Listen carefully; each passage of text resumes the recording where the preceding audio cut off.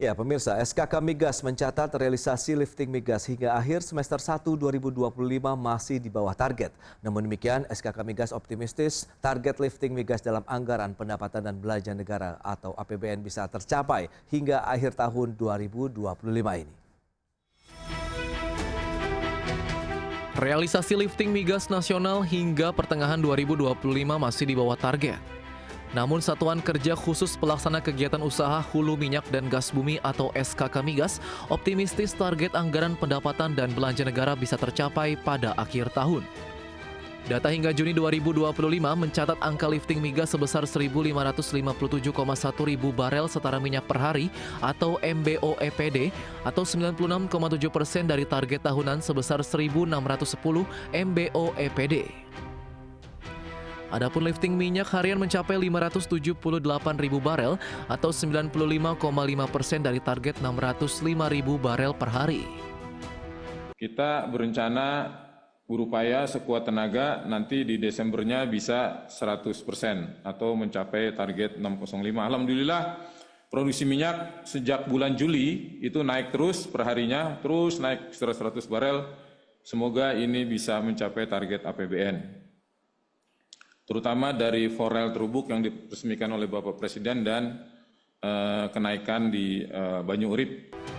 Joko menambahkan lifting tidak mencerminkan produksi harian secara langsung karena pengangkutan minyak dilakukan secara periodik, bukan harian. Banyak kontraktor kontrak kerja sama hanya melakukan lifting sekali atau 2 kali setahun, bergantung pada volume simpanan di tangki darat atau laut. Tim Liputan IDX Channel. Baik pemirsa, untuk membahas tema kita kali ini menakar kinerja lifting migas hingga akhir tahun 2025, kita sudah tersambung melalui Zoom bersama dengan Bapak Elan Biantoro, Sekretaris Jenderal Asper Migas, kemudian sudah bergabung juga Pak Satya Widya Yuda. Beliau adalah anggota Dewan Energi Nasional tahun 2020 hingga 2024. Langsung saja kita sapa ini. Halo Pak Satya, apa kabar? Baik, Alhamdulillah. Baik, terima kasih atas waktu yang disempatkan. Pak Elan, apa kabar Pak? Baik, Mas Pras, jumpa lagi. Ya, terima kasih atas waktu yang disempatkan. Sebelum membahas lebih jauh, mungkin Pak Elan bisa mereview terlebih dahulu nih, seperti apa sih dari kacamata Asper Migas ya terkait dengan realisasi migas kita begitu hingga saat ini. Silakan. Ya, seperti tadi tayangan singkat di awal tadi yang disampaikan oleh Kepala SKK Migas, Bapak Joko Siswanto, bahwa memang hasil semester 1 cukup baik walaupun belum mencapai target ya. Jadi capaiannya adalah 578 ribu barrel per hari untuk minyak, itu baru 95,5% ya. Namun itu baik, kenapa dibilang baik? Karena itu at least secara rata-rata satu semester ini atau setengah tahun itu lebih tinggi dibandingkan dengan rata-rata tahun lalu di 2024 ya. Di mana tahun lalu hanya 576,1 ribu ya atau 576.100 barrel oil per day. Nah ini satu catatan yang membuat kita cukup optimistik bahwa tren naik ini kalau bisa terus dipertahankan naik gitu ya. Dan juga sama dengan gas ya, bahwa gas itu dari sisi produksi cukup bagus ya, di atas target APBN bahkan. Ya, dari sisi produksi ya, itu 6.820. Yaitu lebih tinggi dari 5.628, namun dari sisi liftingnya masih rendah ya. Itu terkendala apa? Banyak kendalanya ya. Antara lain infrastruktur. Ya, jadi dari 6.800 itu tadi MMCF per day tadi hanya terlifting kan 5.483. Artinya jauh di bawah ya. Berarti ada gas yang tidak terpasarkan, bahkan sebagian terpaksa harus dibakar. Sebagian harus dipakai sendiri untuk on use dan lain sebagainya. Itu. Jadi optimistik kita kenapa ya? Jadi tren naik ini harus terus kita pertahankan. Dan kenapa bisa naik? Itu beberapa faktor sebetulnya. Faktor pertama, kita menjalankan atau rekan-rekan dari K3S itu menjalankan work program and budget secara konsisten ya. Artinya kalau program pengeboran, produksi, kemudian walkover, well service, perawatan sumur dan perbaikan-perbaikan lainnya dikerjakan dengan konsisten sesuai dengan yang direncanakan, itu biasanya targetnya akan tercapai. Bahkan kadang-kadang kita bisa mendapatkan kabar gembira targetnya melebihi dari yang ditargetkan gitu. Nah,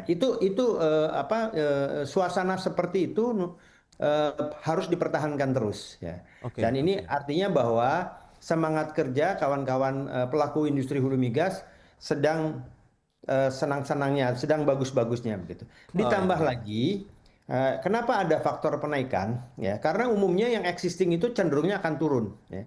Itu Oke. adalah natural ya, seperti itu. Karena ada proyek-proyek baru yang on stream. Tadi disampaikan oleh Pak Joko Siswanto, itu on streamnya adalah ada Forel dan Terubuk ya, yang di Natuna itu bisa mencapai penambahan produksi sampai ke 20.000. Namun masih di tahap awal ini baru 10.000 dari Forel dan 4.000 dari Terubuk ya. Dan sekitar 60 mmcf per day dari gasnya yang di Terubuk begitu. Nah, itu sesuatu penambahannya. Kemudian ada lagi penambahan yang cukup lumayan signifikan Ya. adalah dengan tuntasnya pengeboran plastik di Banyurip ya. Itu bisa memberikan tadinya targetnya 30.000 ternyata bisa mencapai 35.000. Nah, Baik. inilah yang ya. Jadi Hmm. peningkatan itu sebenarnya di samping kita mempertahankan penurunan, kita harus segera mungkin melakukan on streaming atau memulaikan produksi proyek-proyek baru atau Oke. penemuan-penemuan baru yang segera dieksekusi untuk menjadikan Ya. lapangan yang memproduksikan. Baik, Nah, berarti dalam tahun ini hmm. kita ada dua ya yang sudah diresmikan, yaitu yang pertama adalah Forel dan Terubuk yang di Ya. Natuna dan juga yang Klastik Banyu Urip di Hmm. Bojonegoro, Cepu. Baik, Demikian. baik, Pak Elan, ini dia didukung oleh lapangan-lapangan migas baru kita begitu ya, sehingga bisa mendukung lifting migas paling tidak sampai dengan semester 1 tahun 2025 ini. Nah, Pak Satya, review dari Anda kalau bicara mengenai ekosistem hulu migas kita begitu seperti apa? Apakah tadi memang akhirnya dengan ekosistem yang semakin membaik akhirnya bisa mendorong lagi nih tadi dari sisi produktivitas migas nasional kita di tahun 2025 ini, Pak Satya?